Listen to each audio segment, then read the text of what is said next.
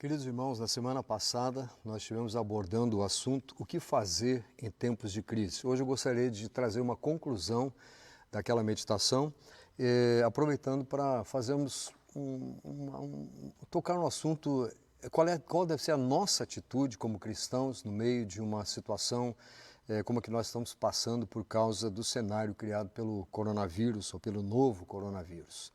Gostaria de ler para você um texto que foi lido na semana passada, Isaías 43, versículo 2, diz assim: quando passares pelas águas, eu serei contigo. Quando pelos rios, eles não te submergirão. Quando passares pelo fogo, não te queimarás, nem a chama arderá em ti. Esse momento que nós estamos passando, como lemos no Salmo 23, é um vale, nós não vamos ficar prostrados neste vale, isso não é o fim. Principalmente se você crê no Senhor, crê na sua palavra, você sabe que o nosso final está reservado na presença de Deus Pai. Mas ele diz que aqui, durante a nossa vida, quando nós passarmos por situações desse tipo, as águas não nos cobrirão, o fogo não há de arder em nós, isso não vai consumir você. Então fica a pergunta, o que fazer nesse tempo? Qual deve ser a atitude de um bom cristão, de alguém que é temente a Deus? Em primeiro lugar, nós dizíamos semana passada que você deve dar menos crédito à internet e mais crédito à palavra de Deus. Aquilo que a Bíblia diz, você deve considerar sempre em primeiro lugar, porque as próprias Escrituras dizem: passarão os céus e a terra, mas as minhas palavras não passarão.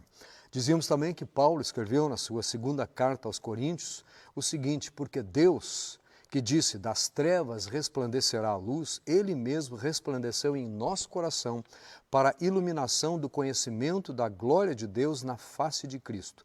Temos, porém, este tesouro em vasos de barro, para que a excelência do poder seja de Deus e não de nós. Em tudo somos atribulados, porém não angustiados, perplexos, porém não desanimados, perseguidos, porém não desamparados, abatidos, e ele termina dizendo, porém não destruídos, levando sempre no corpo o morrer de Jesus, para que também a sua vida se manifeste em nosso corpo.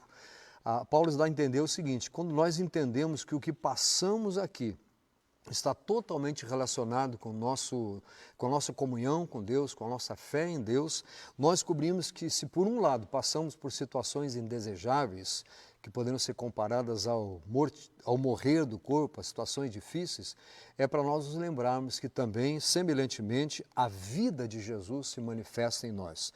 Então, lembrando, a vida do Senhor está se manifestando em você nestes dias, e a intensidade com que isso acontece é diretamente proporcional ao quanto você crê na palavra de Deus e o quanto você está disposto a praticá-la e o quanto você tem feito de esforço para praticá-la, qual tem sido a sua postura em relação à palavra de Deus.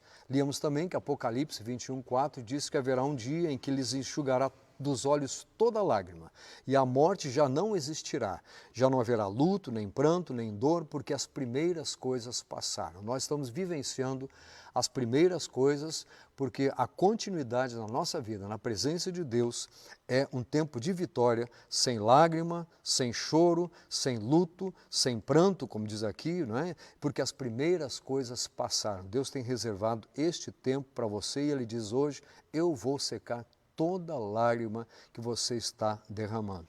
Temos detectado que, além dos problemas de saúde, haverá possíveis problemas na área das finanças no nosso país e no mundo todo.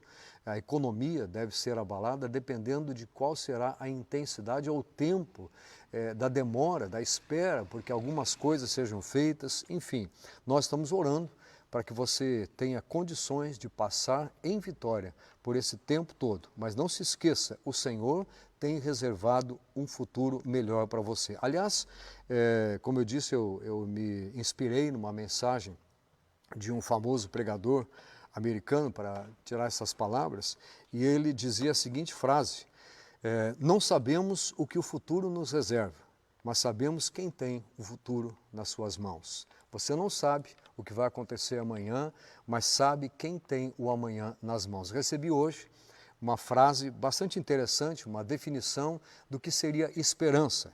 E a pessoa dizia o seguinte: olha, esperança é mais ou menos assim, você não sabe se vai estar vivo no dia seguinte, não sabe o que vai acontecer, não sabe se você vai enfrentar o dia seguinte, mas você põe o despertador para acordar você. Assim é a esperança. Nós não sabemos o que vai acontecer, mas nós nos preparamos para o que há de vir. Deus tem grandes planos para você, Deus tem coisas maravilhosas para fazer em sua vida. Agora lembre-se, lembre-se que Deus quer usar você. Ele não quer só proteger você, mas Ele quer usar a sua vida para ajudar a outros também. O propósito de Deus certamente inclui ajudar a outros. A Bíblia diz em Romanos 8, 28, que todas as coisas cooperam para o bem daqueles que amam a Deus. E a gente deve entender que são coisas muito boas e coisas ruins ou indesejáveis também. Deus tem o poder, a capacidade de transformar estas coisas em coisas que colaboram com a vida dos cristãos. Mas, como Deus mostra que a vontade dele é que você e eu estejamos envolvidos em fazer discípulos, em pregar o Evangelho, em dar oportunidade para que pessoas conheçam a Jesus e entreguem a sua vida nas mãos do Senhor, com certeza, uma das maneiras que Deus vai fazer com que as coisas cooperem para o seu bem é exatamente criando esta oportunidade e incentivando você a descobrir, no meio disso tudo, o que você pode fazer pelo Senhor. Li uma história hoje a respeito de pestes que aconteceram na história da humanidade. A grande preocupação dos sistemas de saúde do mundo todo é não abarrotar o seu sistema de saúde, é fazer com que haja condições de receber as pessoas, de tratar as pessoas, sem chegar no momento em que seja necessário decidir quem vai morrer e quem vai viver. Essa é a ideia. Mas a gente pensa assim, aonde acontece isso? Dentro dos hospitais. Não sei que conhecimento você tem a respeito de hospitais, mas a história mostra que os primeiros, vamos dizer assim, os projetos, os protótipos de hospitais surgiram lá pelos anos 400, o que se pode chamar de hospitais. Mas antes disso, na Roma antiga, aconteceu uma destas pestes muito fortes. Peste negra, peste bubônica, há um entendimento que talvez tenha sido varíola ou sarampo, alguma coisa desse tipo, para o que não havia cura, e muita gente morreu. No final do tempo desta peste, conta a história que cerca de 5.000 pessoas morriam por dia. Por dia, 5.000 pessoas. Bem, aonde eu quero chegar?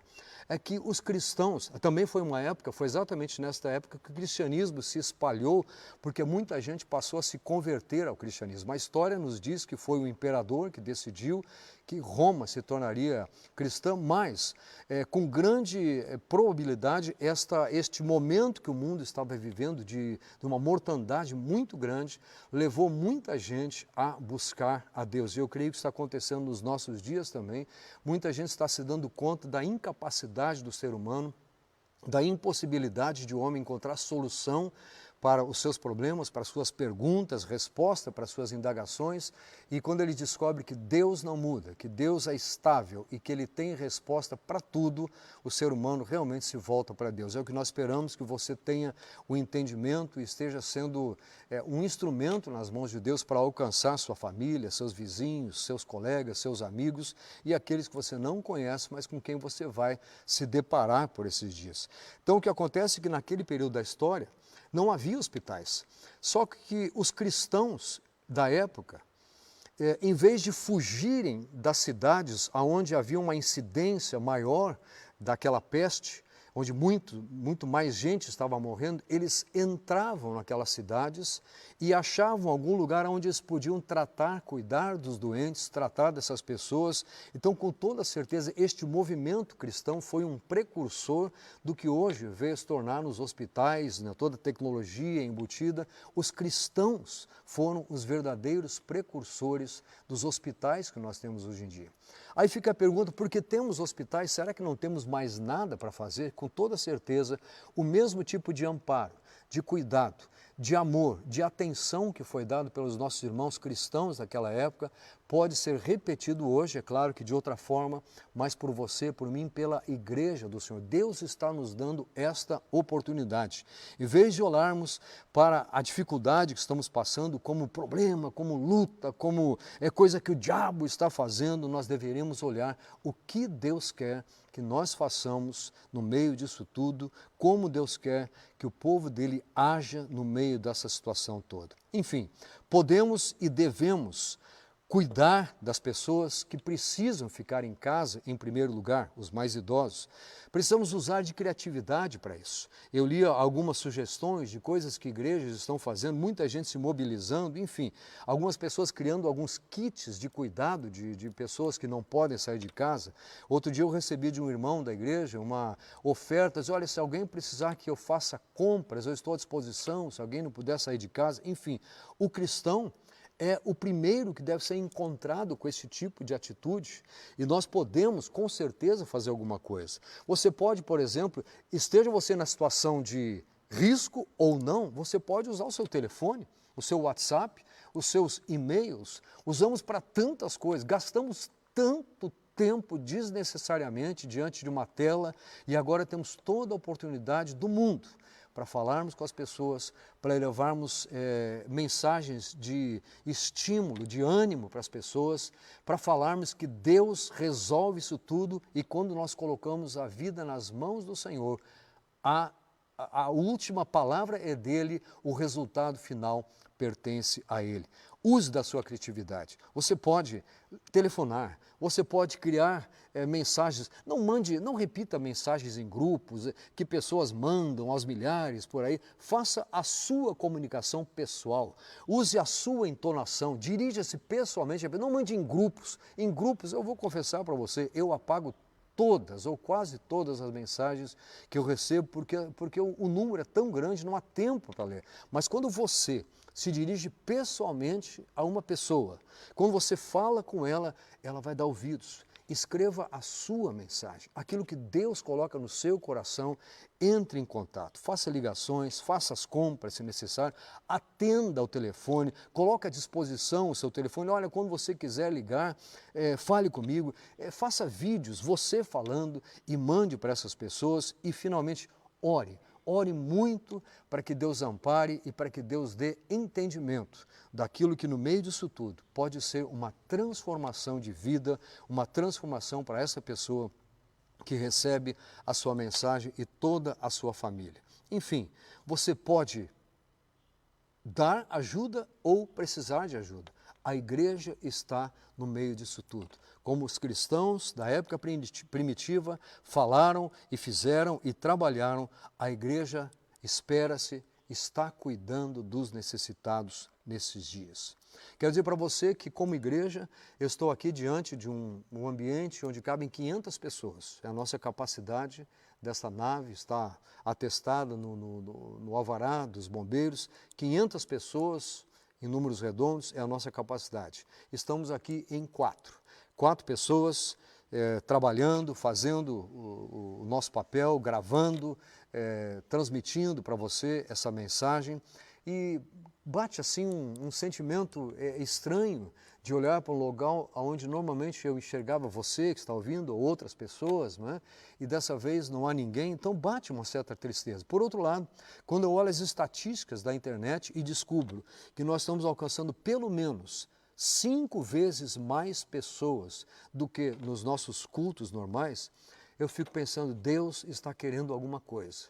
Vimos já há algum tempo alertando a igreja de que a igreja não foi chamada para ensinar somente aos cristãos. Então eu quero deixar já aqui o meu convite, você que não é cristão ou que não tem uma igreja, que não está frequentando igreja nenhuma, prepare-se. Muito em breve nós vamos começar a ter um canal de comunicação com você para que você possa ter comunhão com Deus, para que você possa estudar a palavra de Deus. Nós vamos oferecer isso tudo para você. Aliás, você já pode aí debaixo dar um like, aí dizer, eu gostaria de estudar a Bíblia com vocês, eu tenho interesse, dê lá, coloque lá o seu nome e nós vamos fazer contato com você, porque se Deus tem nos ensinado isso tudo, nós não queremos reter, não queremos segurar, queremos compartilhar, queremos dividir esse grande, maravilhoso, valioso tesouro que nós temos. Enfim, querido, quero dizer o seguinte, você não vai estar sozinho nesse momento de crise. Paulo escreve aos Coríntios, de maneira que se um membro sofre, todos sofrem com ele. Se um deles é honrado, com ele todos se regozijam. Ora, vós sois corpo de Cristo e individualmente membros desse corpo. A uns estabeleceu Deus na igreja, primeiramente apóstolos, em segundo lugar profetas, Em terceiro lugar, mestres, depois operadores de milagres, depois dons de curar, socorros, governos, variedades de línguas. Estou falando sobre socorro. A gente às vezes olha essa palavra e deixa de lado porque não entende o significado. Este é o momento em que Deus pode usar você com este ministério de socorrer, de ajudar, de auxiliar, em vez de ficar enclausurado com medo de que alguma coisa aconteça com você, seja você o socorro presente na hora em que as pessoas precisam. Então que Deus abençoe, porque Ele diz aqui, olha, se sofremos com Ele, também vamos nos alegrar com Ele com toda certeza. Segundo lugar, nós, como igreja, temos um compromisso de manter você espiritualmente saudável. Vamos continuar mandando essas mensagens e espero que você não fique perdido no meio de tantas mensagens por aí. Essa é a sua igreja, é aqui que você deve ter comunhão, é conosco que você tem o seu compromisso. Ouça as mensagens que estamos colocando, não são apenas para encher tempo, não são apenas porque todos estão fazendo, já vínhamos correndo com relação a isso para estarmos preparados neste momento para transmitirmos a você aquilo que o Senhor tem dito, para falarmos com você.